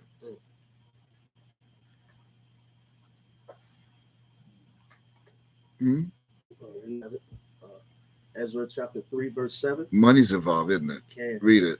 They gave money also unto the Masons. Unto the Masons, even the Freemasons. Yeah. The good they give to make to have them to make it. You think the Freemasons can make it? Wow. Under 33 degrees. Yeah. Huh? Under 3323. That oil. And what happened? And to the carpenters, and meat, and drink, and oil, unto them of Zidon, and to them of Tyre, to bring cedar trees from Lebanon. From Lebanon. Well, Rebecca is right later, right? Yeah. Rebecca. To the sea of Joppa, according to the grant that they had of Cyrus, king of Persia. Now, this oil is the oil of Micah. This oil is found in H4887. Yeah. Go to Ezra chapter 7 and read verse 32 and you'll see, or verse 22. Because now we're still dealing with the shekels. Now this oil I hid under the measure of wheat for a penny. Yeah. Read that and see. And the wine. Yeah. Ezra 7. See, 7 chapters of the book called Micah. Yeah. What? A quote. Unto 100 talents of silver. See? Yeah. And what? And to 100 measures of wheat. See, a measure of wheat for a penny? Yeah. And what? And to 100 baths of wine. Heard not the oil and the wine? And what? And to 100 baths of oil. That's the oil. Revelation 6:6 is right here. And what? And salt, without prescribing how much. Didn't say how much salt. You would come out because you're like the salt of the sea. Yeah. Coming out of Matthew now. This oil, if you have it in your concordance, you should have it. It should say 4887 H. Yeah. Click on that and see what you do with this oil and what you did yesterday I had you to do. That you got to do in front of me as I put the oil on you. I told you to do what? Told us to. I put on your ear. You got to go. Take the oil. I put it on your forehead. And then take your finger and do what? And rub it in. Okay. Why? Because what you do, what? You spread it. To smear. Right. To anoint. Right. To spread a liquid. Mm-hmm. on your forehead. You got to spread it. And they even have to anoint and consecrate. Right, exactly. Amen. By Micah or by the high priest. High priest. You got it? Yeah. That's a secret. It was. It's no longer a secret. I have the right one. Don't get anointed. That was an announcement that I had to make after the chapters were read of 39 of I Changed Not. See, I Changed Not had to be given first. That way you know that Exodus chapter 30 did not change. Right. Even from the time that you gave your ransom for your soul, it did not change. My art does not change. This is what you got to go through. It's a process to get to New Jerusalem. Okay. And some will even post on Facebook, I just know I want 144,000. They say they know they are one of the 144,000, yet they hate Micah. Come on. Well, okay, well, how are you going to get through the gate? And the gate is right to the bottom of Mem. Why you think? The word begins with Mem, with the oil. Mem is right to the bottom. I don't know if you have a screen that you can go to and type in Mem in the Google search box, right? And then go to images and show them what Mem looks like. Give me Mem. Never mind, I have it right here. I have it right here. Yeah, here's Mem. Here's the gate. This is the gate. You got to get through here. Mem that created that oil. Meshma. Yeah. Right here. Right? A sack, of course.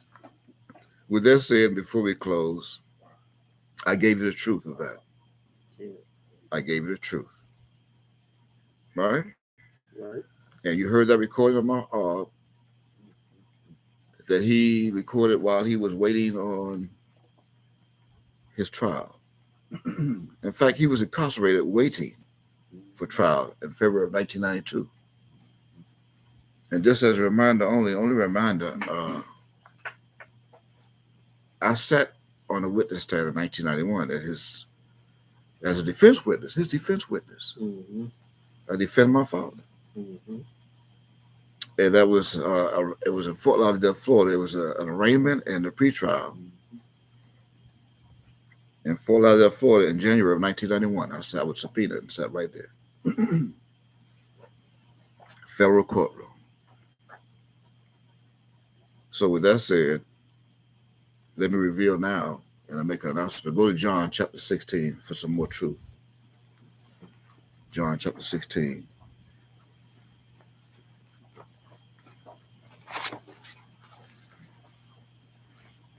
And read verse beginning at 7.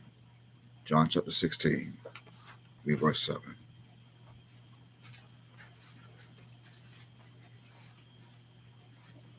John chapter 16, verse 7. Mm-hmm. Quote, nevertheless, I tell you the truth.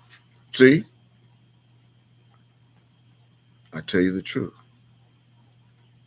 I want you to read it because this is past already. Mm-hmm. So I have to be here today to tell you the truth and show you the truth. See, for me to read it back then, or say it back then as it was actually recorded by hand, by scribes, and put on scrolls. Now here I am today from a second person that's reading of the first person. So read that. Read it. It is expedient for you that I go away. Because now you're reading for the third person. My father's the first. You read this. It's expedient for you that I go away. For if I go not away, read. The Comforter will not come unto you. Right. They thought he's the comforter. Right. They think my father's the comforter. Mm-hmm. And what? But if I depart, I will send him unto you. How could the Father send himself? How could the Comforter send himself as the Comforter? The Father left. It was expedient. I mean, it was very important for him to go away. For you. So you can send the Comforter. And when the Comforter can read. Verse 8. Mm-hmm. And when he is come, he will reprove the world of sin. Oh, stop. Here we go again. Of sin. S-I-N. Yes, I am. S-I-N. This is sin. The character that I revealed the other day. Right? Sin. Right? So Take a good look at that English word. You should write it down, S-I-N. Write it down, write down S-I-N. Because after reprove, just sin again. In English, write it down, S-I-N. And then you're going to find out, I'm going to tell you that this sin, S-I-N, in English print is more than just a word. It's also a Hebrew character. I just showed you. It's a Hebrew character, right? Okay. Now, I revealed that, but what I did not reveal is that sin is also, it also has, with the letter vowel, it's not, you think of the vowel, it's I, E-Y-E. That sits between the S and the N, right? So now on your paper, you're going to put the S down, only the S. You're going to take away the I, because I'm the I. That's why I said you had to read it so I can see it, to show you. I can't read it and see it. You have to read it so I can see it as you read, because I have to remove the veil from off of your mind, not mine. Right. My veil is removed. I was the first to put into deep sleep, Mm-hmm. and I'll remove the veil from off. He's the only one who can remove the veil off of my mind, my eyes. Right. And then when I'm alive, that all other veils be done away in me. Okay. As the dead rise first, Right. whose veil is done away in Christ. Now we're back in 1 Corinthians chapter 15. So he wrote down the S. Yeah. All right. Now, what you're going to do is you're going to leave a space, because I took the I. I'm the I. You got to put the I. But you got your space here, your S here. You got your S here, because you're going to go from left to right. So you got your S here, from left to right. Now, S here, over here, you're going to put your N, but you're going to leave a space. A nice space. Right? Yeah. Okay. Now, as I told you that I'm that I, we remove that I from between the S and the N. Now, these are the very same two consonants in English print, that were replaced with that I that you think is sin over in the West. Because see, sin is not in the West. Mm-hmm. Sin is also in the West with the removal of the I that's over here with what's replaced with the I. There's some more letters that were replaced with the I. I mean, one of them that was replaced is the E. From the East, where Shin was. Shin is in the East. This is Shin from the East. So now you got to put the E next to the S from left to right.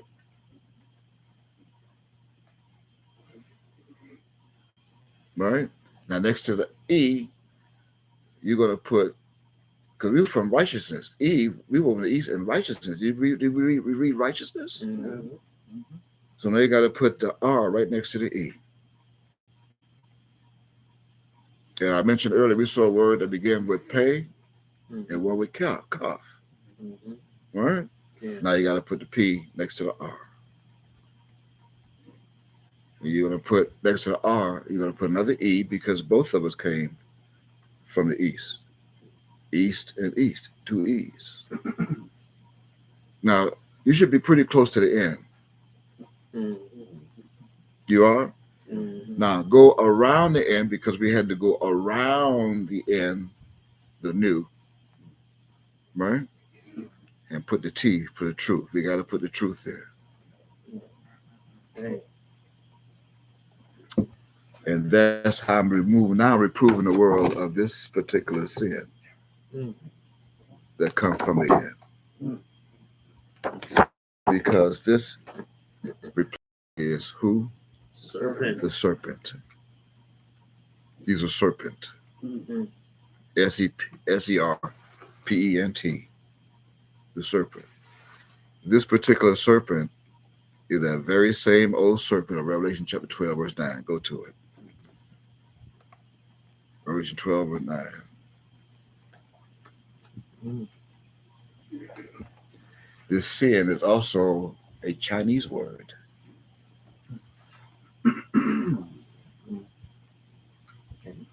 You got it? Now I'm anointing your head. I'm anointing your head, but you also got to go and remember you got Omri and Irmo. They didn't want you to know of Irmo or Omri, but I preserved Omri as a statute for today. Mhm. Read Revelation 12:9. Revelation 12:9 quote. And the great dragon was cast out, that old serpent, called the devil and Satan, which deceived the whole world. How much of the world? The whole world. Not some of it. The whole world. The whole world is able to log on to news media too, on YouTube, CBS, ABC, Fox, right? All those major networks. Okay, and what happened? He was cast out into the earth, Mm-hmm. and his angels were cast out with him. Right. They were. And what did they do? Since he deceived, what did the angels do? They deceived. Same thing.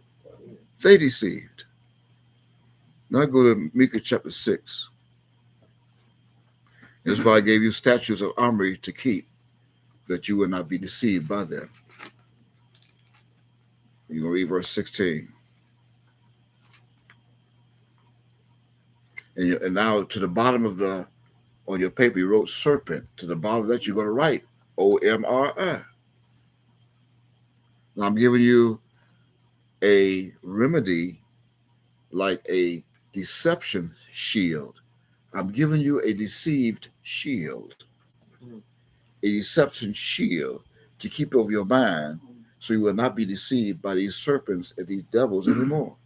After I anoint your head with the oil after today, I'm going to anoint your head with oil that you will not be deceived as you continue to walk through the valley of the shadow of death.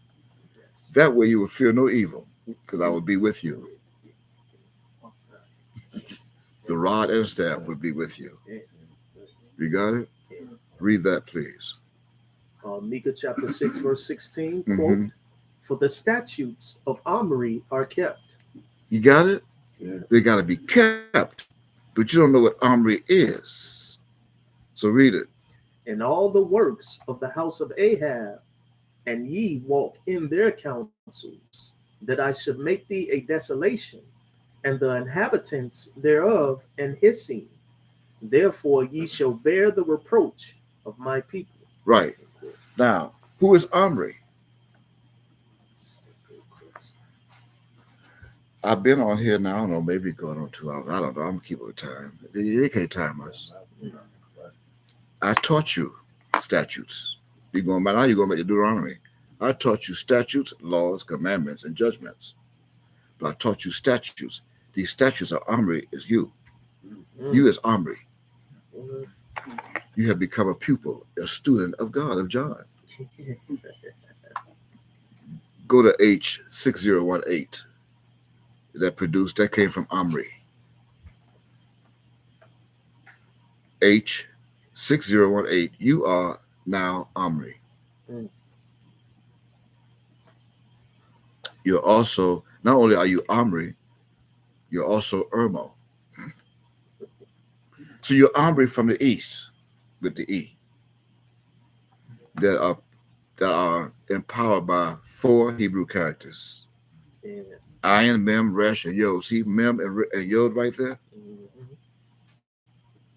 That Ayin represents the eye. Yeah. And it's Mem with you with the water. The war. Resh for righteousness and Yod for life. And what does it take you? Does it take you as a pupil of Yod, Jehovah, Yodewave? A pupil of Yod-Heh-Wah-Veh. You are a pupil of Yodewave, which makes you also an eye. Eyes have pupils in them. Yeah. So now you are that eye of Omri. Mm. And you're also a pupil, which is a synonymous word for student. Yeah. You got that? Yeah. Even as I gather you together, I'm gathering you as students. Go to the etymology, which is 6014. Shiloh is here, and the gathering of the people shall be. I'm Shiloh, and the gathering of the people shall be in the last days. When you look at Genesis chapter 49, verse 1, it says, gather yourself together, that which I may tell you that shall befall you in the last days. These are the last days when Shiloh is come in verse 10 of Genesis chapter 49. Shiloh is here, gathered together as pupils, as students under Omri. That was hidden as the statutes. Yeah. Did you have it? Together. Together. And that's what I'm doing. gathering my students and pupils to keep you on the statutes of Omri. Yeah. Right? Yeah. Okay. All right. Not only that, you are pupils or students of Yodewave. You are. Mm-hmm. Just like the Christ was, that he mentioned in that interview, time interview. Right? Yeah. Okay. Now, as a student, I'm giving you your home assignments, your home learning assignments. When you go to school, didn't the teacher give you homework? Mm-hmm. Yeah. As a pupil. Okay. Now I'm going to give you some homework.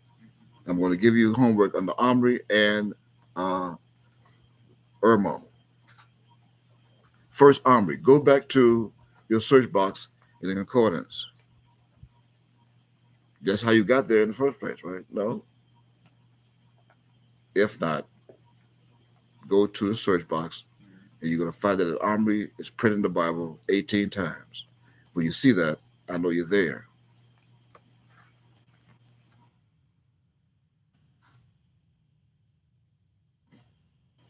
You have it? You have it. Occurs 18 times. 18 times. Now, if you click on it, it's going to take you to click on it and see if it's going to take you. Only one meaning. Take you to the same reference I told you to go to. Mm-hmm. Same one, right? 60, 18. Okay. Now, go back to the search box. Come back from that. You have Omri. Is that right? Yeah. Now, separate. Follow my instruction, my commandment. Separate each letter in that search box. The O-M-R-I. Separate. You have it? Separated. Separated. Okay. Don't put any dashes between them or nothing. Just leave them separated, just like that. Yeah. Right? Now, here's your home learning assignment. Click on it, and you're going to start from Exodus chapter 4 and verse 10. And that's what you have? We do. You do. Okay. Your home learning assignment is to read all of the Psalms that you see, beginning with Psalms chapter 6, verse 2. Yeah. You're going to read all of that as you plead to your R to do just what you read, for him to do just what you're going to read with your head, being anointed with the oil that I put on your head in the Psalms. For example, the first one is Psalm chapter 6, verse 2. Yeah. Have mercy upon me, O Lord, for I am weak, O Lord. Heal me, for my bones are vexed. Mm. Why? Because you were not anointed, but now you are anointed. Look at Psalm 22:2. Oh my God, I cry in the daytime, but thou hearest not. In the night season, and am not silent. Mm. Every one of these Psalms is going to help you to become stronger and more righteous as you walk through the valley of the shadow of death, that I will be with you. Where in the Psalms? In the Psalms. Every place where you see I, or what you thought was Omri, it's the I at the end. You got the O. See, the O is infinity. Infinity. Yeah. The M is me, Mika, to lead you in the path of righteousness for my name's sake under I. One. Here it is. You got it? Yeah. But that was in the East.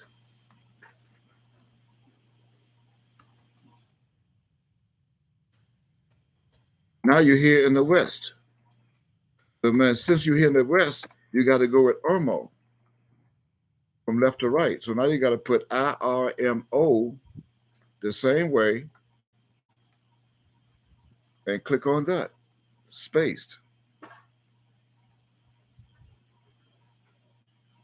It's going to take you to most of the same Psalms, but a couple more that may be a little different. You're going to do the same thing in those Psalms, but this time you're going to go all the way to Solomon. Okay. Chapter 8, verse 4, and read that. And you're also going to go to Jeremiah chapter 37, verse 20. You see it? Yeah. That's the same. That's Irmo, but this time backwards of Omri. Each letter is a word scientifically. Yeah. Because you became a pupil. Now you know that. Yeah. Each letter scientifically is a word. You go back and look at that video, that interview, you'll see. It was hidden in the armory. See, this was another secret I was not supposed to tell. I'm not supposed to tell. Another secret. I was 2,000 years, 1,900 years too early.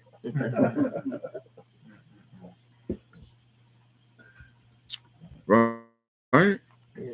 Now, with that said, go back now to John chapter 16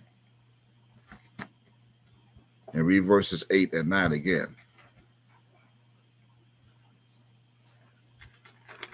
Got it? Yeah. But this time when you read it, don't say sin. Okay. Look at your new word, the new man, the new mindset. Look at the new man. Read it again, verse 8. Verse 8, quote, and when he is come, he will reprove the world of The serpent. Right? Yeah. Of the serpent. Mm. Now read it again. Now you got it. Yeah. What? Verse 8, quote, Mm-hmm. and when he is come, he will reprove the world of the serpent and of righteousness. Right. Didn't I just do it? Mm-hmm. On the armory. Yeah. And of judgment. Right. And Verse 9, Mhm. of the serpent, because they believe not on me. right. And they don't want me as a shepherd. Mm. That's a biblical and prophetical term. That's what that means, that old serpent in its stead. You got it? Yeah. That old serpent. Mm. That means here's the truth. Here's the truth. See, this sin that you found in the H2398, did you go to it? H2398, that's where you're going to find this SIN in English. Comes from Qatar. Qatar.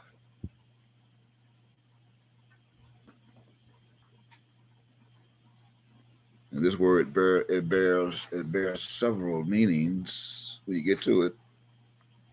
Qatar, H2398. Got it. You see it? Qatar, spelled from right to left. Keth, Tab, Keth, Teth. Mm-hmm. Keth, Teth, Olive. Olive. Yeah.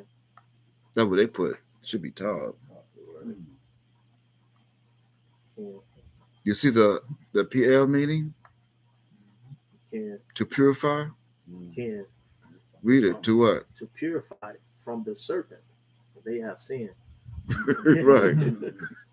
To purify from the sin. I got to take you away from the serpent who deceived the whole world and his angels. Yeah. From uncleanliness. Yeah. To do what? To purify from uncleanness. The what? To what? Purify oneself from To uncleanness? purify oneself from uncleanness. Right. That's under the Hapal meaning. Yeah. Right. That's what you need. Yeah. See, this meaning right now, I'm dedicating to you to get from both Xi Jinping and Joe Biden. Mm. Of course, Xi Jinping is the president of China. Mm-hmm. And of course, you know who Joe Biden is, president of the United States. Xi Jinping was their president in China since 2013. Mm. But Joe Biden was president here since January 20th, 2021. Right. Both have a relationship. Mm. Don't they? Go to the search box. We have an image. You have an image? Do you see them both shaking hands? We have them shaking hands. That's November of 2022. They even have an image of them laughing and giggling. looking like best buddies. See, yesterday, the United States government accused his buddy of spying, of having a balloon that's 360 degrees in diameter, hovering above the planet over in Montana.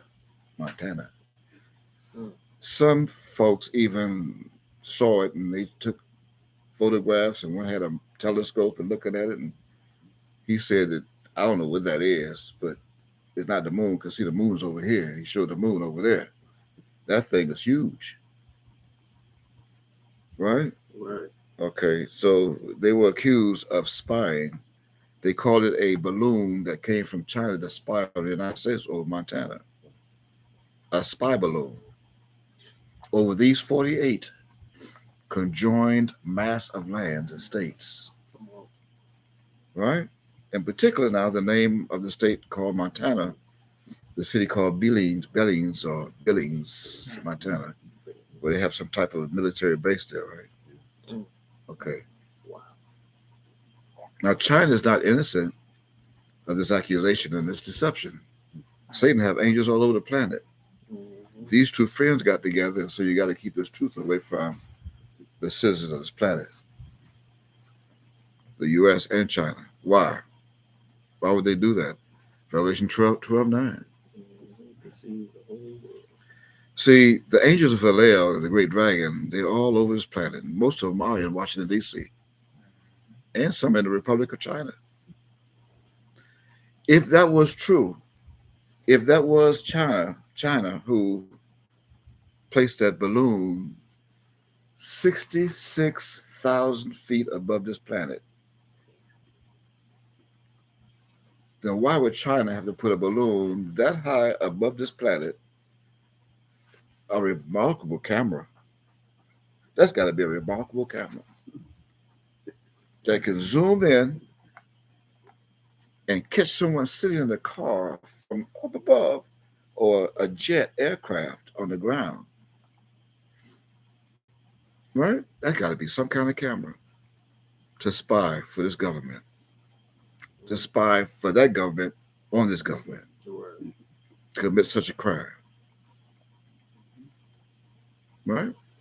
But don't forget now, Trump, to create a space force, he started this. And he's the head devil. He's an old dragon.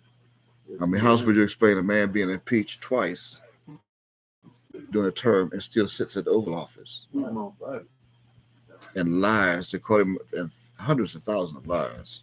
And he also admitted himself that he was the chosen one and went across the street in front of a church and held the Bible upside down to go correspond with my book, The Oppositionist. He had the whole world turned upside down and the lies that he told in the Bible upside down. And he's the first president to be impeached twice and still be president of the United States. You got that? Okay, now, not his successor. His successor is one of his angels. And even if you think he's younger, no, say this. Oh, it's the old serpent, called the devil. Now, they said that the Pentagon declared that to be a space balloon. It's not a hot balloon. See, a space balloon, because it's 66,000 feet. If you ever travel in a jet, commercial jet, we have several times. I have since I was 3 years old in a plane. But the jets go up to as high as 44,000 feet. In fact, they have records that say that some jets can go up to 44,000. They call them a jumbo jet. Jumbo jets and all types of other jets. And they said NORAD was also in on it. NORAD. NORAD stands for the North American Aerospace Defense Command, NORAD. See, they've been chasing and tracing and keeping up with things like that since not to 1947. They weren't in existence then, but they call them UFOs. We had one land. My father sent one here in July of 1947 and had one and left one in Roswell, New Mexico. So that, as I said in the beginning, they can create this technology. Not realizing, see, the mothership is said to be 900 feet in diameter. Diameter, round. That's 3 football fields, 900 feet. And on the mothership, all kind of other crafts are inside the mothership that can be deployed. Now, they said the same thing in 1947 when a spacecraft was left here, that it was a weather balloon brought from New Mexico. You can look on the tabloids, Google, or wherever you want to search, and that's what they'll say. But I find it kind of difficult for a hot air balloon to go 66,000 feet up in the air where the temperature reaches well below zero for hot air. and stay afloat with a motor? Must be have some kind of propel. But then why would the friend of a friend send a spy plane or a balloon over Montana, over the United States to spy for them? Why? Why would such a task, an evil task of military be performed? When you do your research, that's why I say get a dictionary encyclopedia at the beginning. When you do your research, you discover that the highest hot air balloon flight on record went to the altitude of 22,000 feet, the highest one on record. The highest balloon, whether it's propelled by hot air or motor, that's impossible to elevate that high. On record, is 22,000 feet. So what you're telling us now is that the Guinness Book of Records have a new record on record now? From yesterday, from February 2nd? 40,000 more feet. You can go look up this for yourself. 22,000 feet is the record for a hot air balloon or any type of balloon to altitude to go up in the air. You got it? Although they also say the typical romantic or pleasure flight of a hot air balloon will fly from treetop levels of a few thousand feet, depending on the wind speed and direction. Here's where you can go search that reference: hot air balloon ride facts, skydrifters, #skydrifters.com. You can go look that up. Again, the jumbo commercial jet can only go as high as 43,000 or 44,000 feet, which is 12,500 meters in the air, up above the surface of the planet. The Airbus at A380 Airbus can go as high as 43,100 feet. And the A350 and Boeing 787 are the same, although one is larger. They can go as high as 41,000 feet or 41,450 feet. That's what they're saying. And they admitted that this balloon was way above a commercial airliner's average of feet above the planet. So why would you call it a spy balloon?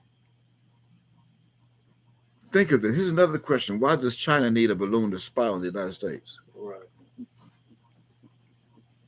Excuse me, I asked a question. I say, why does China need a balloon to spy on the United States? And you just shaking my hand in November of 2022 as allies. Oh, you think that's something? Listen to this. Now you got to hear this now. You got to hear this. Pay attention. San Francisco, California. New York City, New York. Seattle, Washington. Los Angeles, California. San Francisco, and California. Chicago, Illinois. Honolulu, Hawaii. Boston, East Coast, Massachusetts. Philadelphia, Pennsylvania, East Coast. You know what I just named? This is on research and study. You can do it. I just named at least 8 states that has the largest towns in those cities in certain states of Chinatown. It's called Chinatown. So why would China have to send a balloon, a remarkable balloon that was just made, that could hover above this planet at 66,000 feet with hot air? Why would they have to send a balloon to spy in Montana when they have all these other China people in these 8 states that could become a spy on the ground and go there and pretend to be a waiter or a deliverer, Uber driver or Uber Eats driver, and say, here is your hamburger. And while they're doing it, look and see what kind of spacecrafts or aircraft they have at the military base and how many people they got there. Or even draft a China man and they have them in the military as spies and let the China government know, I'm in the U.S. military. They think I'm a U.S. soldier, but here's what they got, boss. Hey,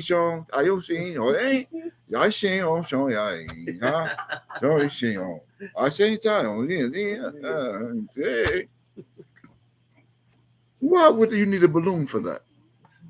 And then the U.S. government, realizing that the mothership is hovering above the earth, the planet, we in this together. He come for you too.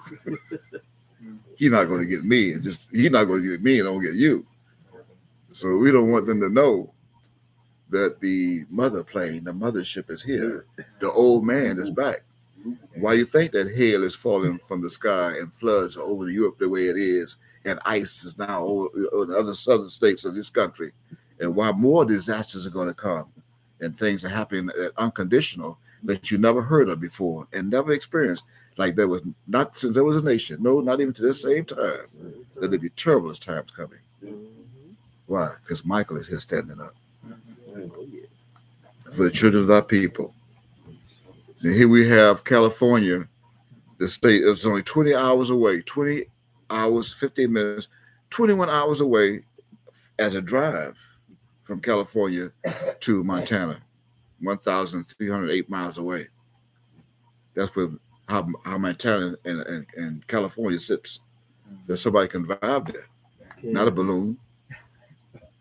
And Seattle is only 11 hours away on the east from the west coast, right? Yeah, so I'm telling the American people that's a lie. Huh?